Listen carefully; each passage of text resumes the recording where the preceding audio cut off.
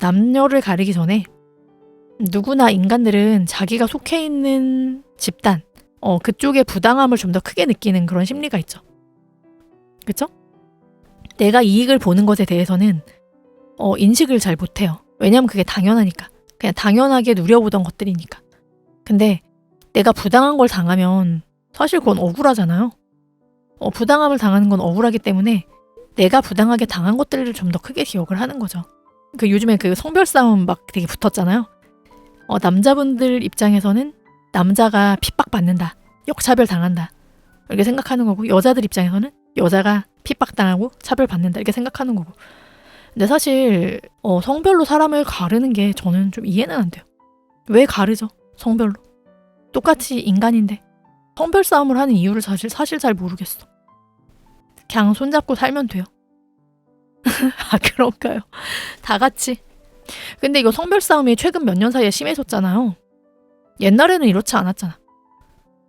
근데 어쩌다 보니까 평등의 문제이기도 하다. 트랜스젠더. 여자 대회에 출전하는 경우 오리지널 여자 선수들이 상대가 안 된다. 그럴까요? 이것도 개인차가 있지 않을까요? 성전환 수술을 하게 되면 더 이상 호르몬이 안 나오죠. 호르몬이 안 나오기 때문에 그 사람이 여자보다 강하다고 확정할 수는 없을 것 같아요. 그렇지 않나요? 오히려 갱년기 상태가 될 수도 있어요. 그 호르몬 치료를 받지 않으면.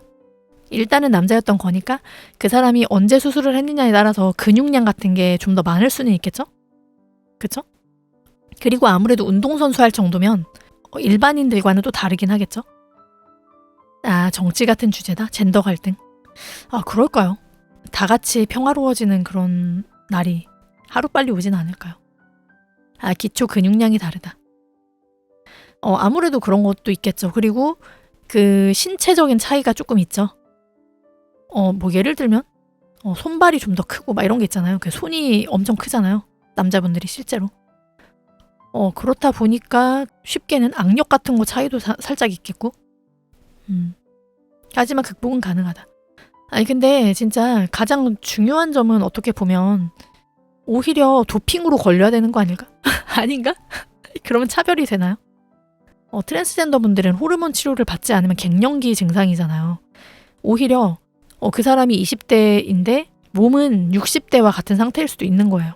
호르몬 치료를 받지 않으면. 근데 생각해보면 그 도핑에 들어가는 테스토스테론 같은 거 이런 거는 도핑에 들어가잖아요. 근데 만약에 호르몬 치료를 하겠다고 테스토스테론이랑 뭐 에스트로겐 같은 거를 함께 맞았어. 그러면 이건 도핑에 들어갈까? 수술 안 해도 전향이 되다 보니까. 외국에서는 그런 사례 많이 있겠네요. 그쵸? 수술 안 한 경우에는 확실히 좀 그게 있겠네요. 수술 안 하면 몸은 남자 몸인 거니까 신체 능력은 훨씬 뛰어난 거잖아. 근데 전환이 됐다. 그러게요. 이거는 약간 좀 어려운 문제네요. 말하자면 도핑한 사람하고 하는 느낌이니까. 그쵸? 사실 운동 경기를 남녀로 나눈 이유가 신체적인 능력 때문에 신체적인 차이 때문에 나눈 거잖아요. 그런 사례들이 예전에 있었죠. 인터섹스라는 성별 있잖아요. 그 중간 성별. 그런 분들이 자기가 여잔 줄 알고 살다가 신체 능력이 너무너무 뛰어나서 검사를 해보니까 그 사람이 인터섹스였다. 그래서 뭐 메달 박탈당하고 뭐 이런 일이 있었잖아요. 옛날에. 모르세요? 어떤 육상 선수였던 것 같은데. 그 세상에 성별이 남자고 여자만 있는 게 아니죠. 그 남자도 아니고 여자도 아닌 그 이분법으로 가릴 수 없는 성별로 태어나는 사람들이 있죠.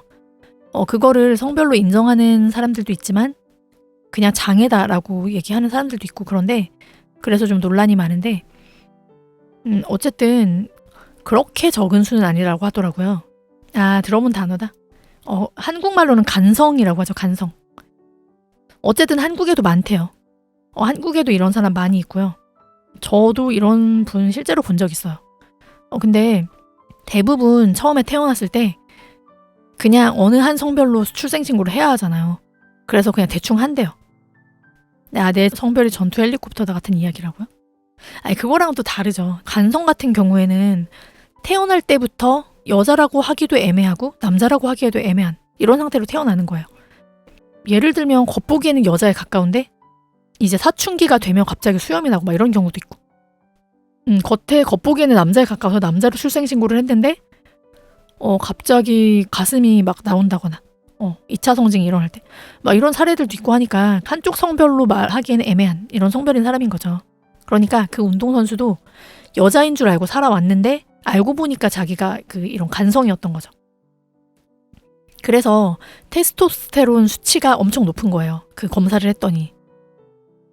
어쨌든 그런 사례도 있었고, 어쩌다 근데 이 얘기 나왔죠. 다른 쪽이 퇴화돼야 하는데 둘 다 잘 굴러가는 케이스 확실히 존재하나요? 병적인 부분에서 그런 사례가 존재하기도 한다. 맞아요. 그런 호르몬 이상 같은 그런 병도 있다고 하더라고요. 처음에 그 태아가 생기기 시작했을 때 그때는 성별이 없다고 하잖아요.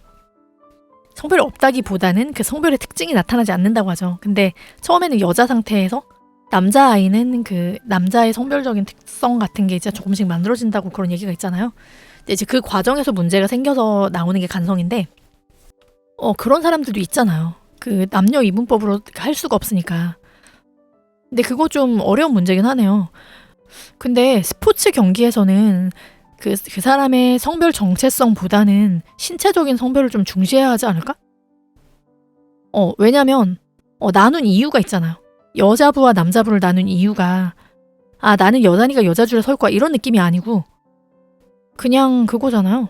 신체적인 차이, 신체 능력의 차이 때문에 나눈 건데 성전환 수술을 안 한 그 남자 몸의 여자, 이런 사람이 여자부에 참가하는 게 과연 올바른가 이런 생각이 좀 드네요. 반대로 생각해보면 여자야. 그 몸이 여자야. 몸이 여잔데 남자로 성전환을 한 트랜스젠더인데 그 사람도 수술을 만약에 안 했어? 그러면 어쨌든 그 남자잖아요? 그 법적인 성별이나 이런 성별 정체성이 남자잖아요? 근데 그 사람한테 만약에 둘 중에 선택하라고 해. 여자부로 갈지 남자부로 갈지. 그럼 나 여자부로 출전하지 않을까요?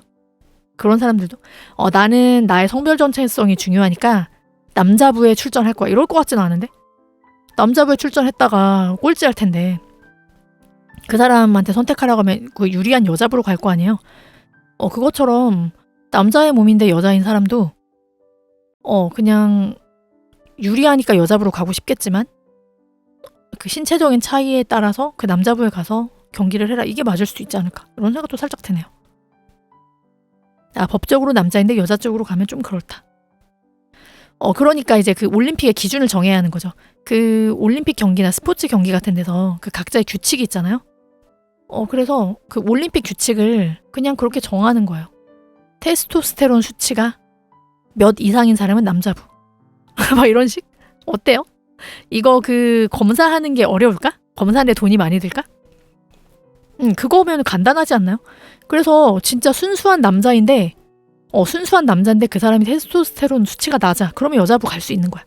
자기가 선택할 수 있어. 그래서 그러니까 남자가 여자부 갈 수 있는 이런 것도 될 수 있고, 여자인데 남자 편법 엄청 나와요. 그런가요? 테스토스테론 수치를 줄일 수가 있을까요? 그 검사할 때만? 그러기 이제 쉽지 않죠. 헤비급 선수가 체중 감량해서 미들급 가는 것처럼. 맞아요. 그럴 수도 있겠네요. 그런 편법 나올 수도 있겠네요. 근데 어쨌든 그런 식으로 나누는 게 맞지 않을까요? 왜냐면 남자부와 여자부를 나눈 취지가 신체적인 능력 차이 때문에 나눈 거니까. 단순히 그냥 여자들끼리 놀고 싶어, 남자들끼리 놀고 싶어 이게 아니잖아요. 그쵸? 침묵하려고 그렇게 나눈 거 아니잖아. 그래서 그 신체적인 차이로 나누는 게 맞지 않을까요? 그런 생각이 좀 드네요. 맞아요. 평등을 위해서예요. 결국 나눴다는 게 평등을 위해서 나눈 거야.